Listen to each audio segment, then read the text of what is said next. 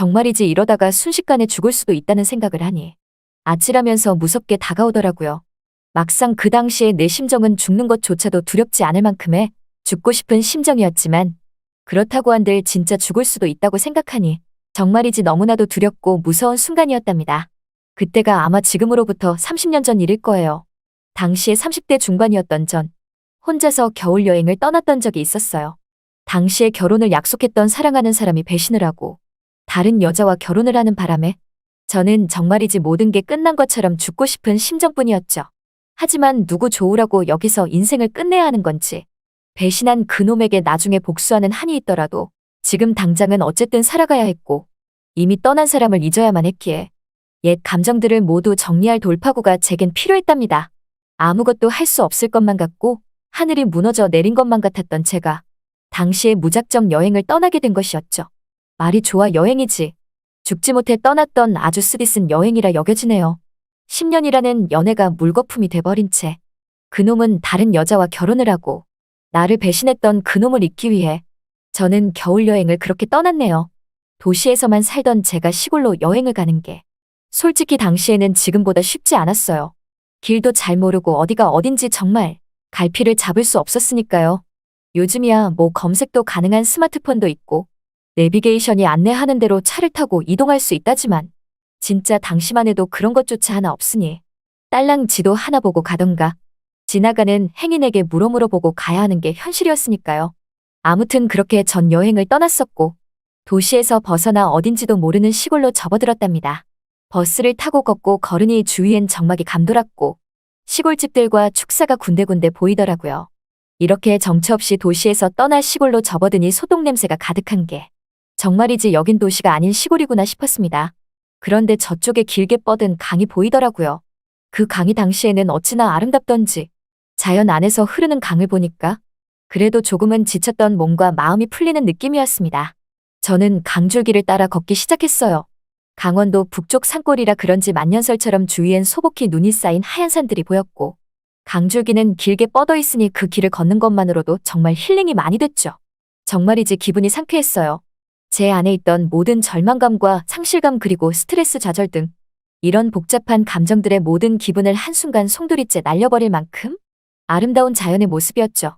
저는 크게 숨을 들이키며 강길을 계속 걷고 있었는데 그때 저 멀리 사람들이 강 위에 떠 있는 것 같은 신기한 모습들이 보이더군요. 저는 어떻게 저럴 수가 있나 싶어 좀 더 걸으며 자세히 봤는데 보니까 저쪽 호수에는 강이 아직도 꽁꽁 얼어 있어서 강 위에서 사람들 몇 명이 얼음 낚시를 하고 있었답니다. 아무래도 일교차가 심한 강원도의 날씨라 3월 초지만 여긴 아직 겨울이 완전히 지나간 게 아닌 것 같았죠. 그래서 강이 아직도 얼어 있는 만큼 얼음 낚시를 할 수 있던 것 같았습니다. 뭐 많지 않았지만 몇몇 사람들이 군데군데 얼음 낚시를 즐기고 있더라고요. 저는 좀 더 자세히 보기 위해 겁도 없이 얼어있는 강 위로 발걸음을 옮겼어요. 몇 걸음을 옮겼을까요?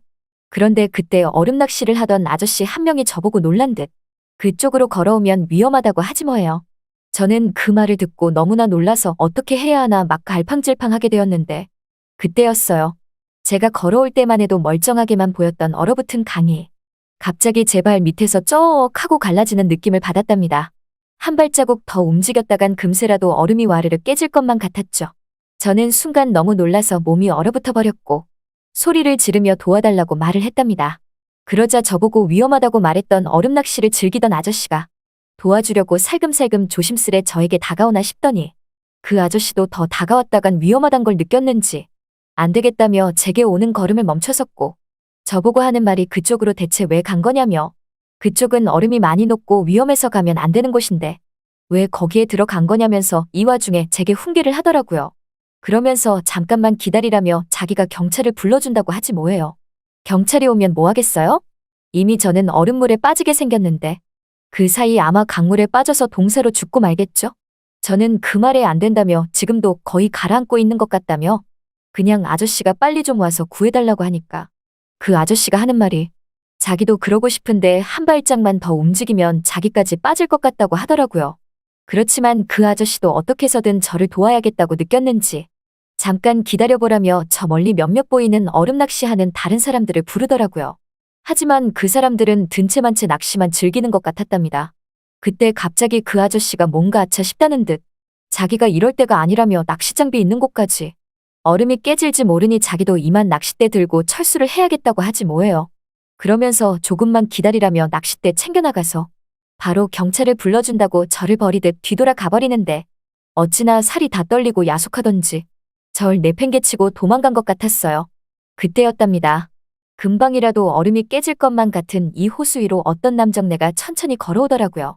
당시에 완전히 패닉 상태여서 얼굴은 제대로 못 봤지만 아무튼 건장해 보이는 남정네가 제가 있는 곳으로 우회하듯 돌아 천천히 오면서 제게 소리를 지르며 정신 똑바로 차리고 아래를 보면서 얼음이 덜 녹은 곳으로 천천히 나오라고 하는데 저는 발이 움직이질 않았어요. 그러자 그 남정네는 더욱더 소리를 지르며 지금 안 움직이면 빠져 죽는다며 빨리 한 걸음이라도 떼보라고 하더라고요. 그래서 용기를 내어 한 걸음 움직였는데 다행히도 얼음은 깨지지 않았답니다. 저는 천천히 그 남정네가 말한 대로 한 걸음 한 걸음 호수 바깥쪽으로 발을 옮겼고 드디어 세 발자국 정도만 움직이면 호수 바깥으로 빠져나갈 수 있었어요. 그래서 다시 발을 떼고 움직였는데 그 순간 갑자기 제가 딛고 있던 얼어붙은 호수의 얼음들이 와드득하고 깨져버렸고 급기야 저는 발 한 짝이 차디찬 호수에 빠짐과 동시에 금세 목까지 풍덩 온몸이 잠기고 말았답니다. 그런데 그 순간을 놓치지 않고서 그 남정네는 건져 올리듯 저를 바로 구해주었어요. 저는 순간 기절을 하고 말았죠. 춥고 멍하지만 주위에 사람들의 목소리가 들리는 것 같았어요. 빨리 인공호흡을 하라는 소리 같았죠. 누군가 추위에 떨고 있는 제게 큰 점퍼를 덮어주었고 다른 누군가 또 인공호흡을 한 것 같은데 거기서 또다시 완전히 정신을 잃고 말았답니다. 그렇게 시간은 흐르고 깨어보니 어느 집 안이었어요. 부뚜막에서 연기가 솔솔 피어나는 어느 시골집 같은 느낌이었죠. 시골 할머니 댁에 온 것 마냥 방바닥이 정말 따뜻했고 두툼한 겨울이불이 저를 포근히 감싸고 있었답니다. 다행히 저는 사는 것 같았어요. 몸을 일으켜 밖으로 나와보니까 그 집 마당엔 아직 녹지 않은 흰눈이 소복히도 쌓여 있었죠. 그때였어요. 어떤 남정네가 저보고 일어났냐며 죽을 뻔한 거 간신히 살려냈다면서 은인인 줄 알라고 말하더라고요. 그제서야 조금씩 기억이 났고 저 남정네가 나를 구해준 사람이란 걸 알게 됐답니다. 얼굴을 자세히 보니 며칠 수염을 안 잘랐는지 얼굴엔 덥수룩하게 수염이 나 있었고 몸은 마치 임꺽정처럼 정말 건장하더라고요. 나이는 얼핏 보아하니 한 50살 정도 된 것 같은데 뭐 이런 데서 혼자 살다 보면 더 들어 보일 수 있으니 그것도 확실하진 않았답니다. 그 순간 자꾸만 뭔가 허전하면서도 뭔가 잘못된 것 같다는 생각이 드는 거예요. 그래서 잠시 제 몸을 이리저리 살펴봤는데 아니 글쎄 내가 입고 있었던 옷은 온데간데 없고 남정네들이나 입을 법한 큼지막한 바지에 다 해지고 바래진 거적대기 같은 윗옷을 제가 입고 있지 않겠어요? 저는 순간 놀라 제가 입던 옷은 어디 가고 이 옷들은 대체 뭐냐고 물어보니 그 옷 호수에 빠져서 말리고 있는 중이라며 되레 저보고 옷 갈아입히느라고 죽는 줄 알았다고 하더라고요. 아니 그럼 뭐야? 내가 기절한 사이 옷을 갈아입혔다는 건지 뭔가 기분이 찜찜하고 이상하고 불쾌했죠. 그래서 저는 언성을 높이며 아저씨가 뭔데 왜 생판 모르는 남의 옷을 갈아입히냐고 따지듯 말하니 그럼 얼어 죽으라고 놔두냐며 엄동설 안에 간신히 물에 빠져 죽을 뻔한 거 살려냈더니 지금 보따리 내놓으라는 거냐면서 살짝 언짢은 듯 언성을 높이지 뭐예요. 그렇게 말하니 좀 당황스럽고 무서워서 한 걸음 물러나 아무 말도 못하고 있으니 그 아저씨는 제게 어차피 인공호흡도 한마당에 옷 갈아입히는 것쯤이야 어떠냐고 말하는데 저는 그 말을 듣는 순간 어지러질한 게 다시 기절할 것만 같았답니다. 저렇게 우락부락하고 수염이 가득한 남정네에게 인공호흡을 받았다니 정말이지 충격 그 자체였어요. 안 되겠다며 옷 주라고 하면서 이제 가겠다고 하니까 지금 시간이 몇 시인데 가냐며 차도 다 끊겼고 지금 나가면 시골이라 깜깜하다고 말하지 뭐예요.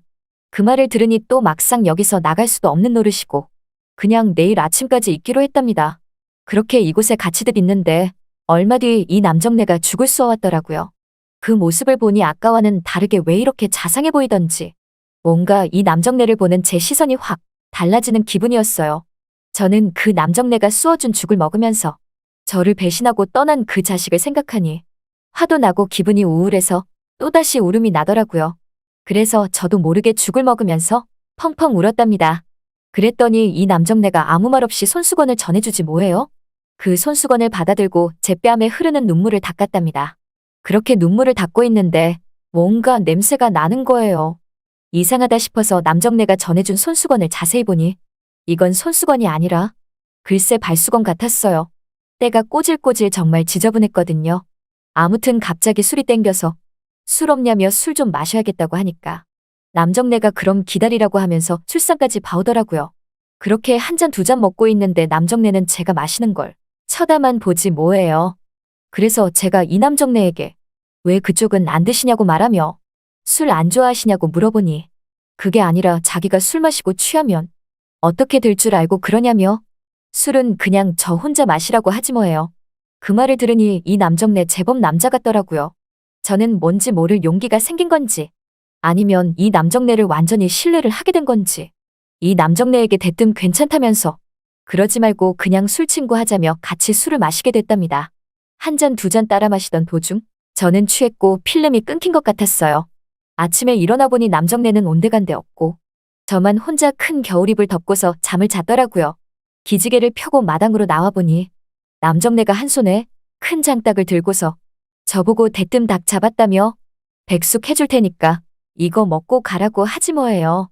그 말을 들으니 왜 이렇게 또 다정해 보이던지 행동은 백정 같고 임꺽정 같은데 뭔지 모르게 또 자상한 모습이 보이더라고요. 남자한테 배신당해서 다른 남자는 못 만날 것 같았지만 솔직히 저 남정네가 호감이 가는 남자로 보였어요. 그 이후로 어떻게 됐냐고요? 그냥 그 집에서 더 머물러도 되냐고 살며시 물어보니 남정네는 저보고 일만 하면 괜찮다면서 그렇게 그 집 일을 거들어주며 일주일을 더 보냈죠. 남들 눈이 무섭긴 했지만 그 남정네는 마치 자연인처럼 시골 중에서도 인적이 드문 산골에서 혼자 집 짓고 사는 사람이라 마을 사람들과의 교류도 적었답니다. 그러고 보니 그 남정네 완전 자연인 그 자체였던 것 같아요. 드디어 일주일의 시간이 끝났고 저도 마음의 정리가 거의 다 되었답니다. 마치 이 남정네 집에서 몸과 마음을 힐링하며 나를 돌아보는 계기가 된 것 같았어요. 그렇게 이 남정네에게 인사를 하고 나오려고 하는데 일주일이라는 짧다면 짧은 시간 동안 어느새 내가 저 남정네를 사랑하게 된 건지 저도 모르게 짐 챙기고 떠나려던 도중 와락 안고 말았죠. 그랬더니 남정네가 무안했는지 차 시간 늦겠다며 빨리 움직이라고 하지 뭐예요. 그 말이 왜 이렇게 야속하면서 서운하게 들리던지 들고 있던 짐들을 다시 내려놓고 남정네에게 다가가 그만. 그 후 그렇게 그 남정네와 제대로 작별을 했답니다. 그 남정네는 한 번에 이혼이 있었고 아픔이 있었다고 해요. 제가 그 남정네랑 뭐 더 잘 해볼 수도 있었겠지만 우리의 인연은 딱 거기까지였던 것 같네요. 저는 그 남정네와 시간을 보낸 뒤 여기로 다시 또 오겠다고 했지만 도시로 돌아와서는 도시 생활에 바쁜 나머지 그 남정네를 잊고 살았거든요. 지금은 저 또한 결혼해서 애 낳고 잘 살고 있지만서도 그 남정네는 세월이 흐른 만큼 이젠 할아버지가 다 되셨겠네요. 나중에 우연이라도 죽기 전에 꼭 한번 보고 싶은 마음이 든답니다. 제게 있어 정말 은인이었던 남정네였으니까요. 이번 사연은 여기까지입니다. 좋아요, 구독, 알림 설정을 하시면 보다 빠르게 다음 영상을 보실 수가 있습니다.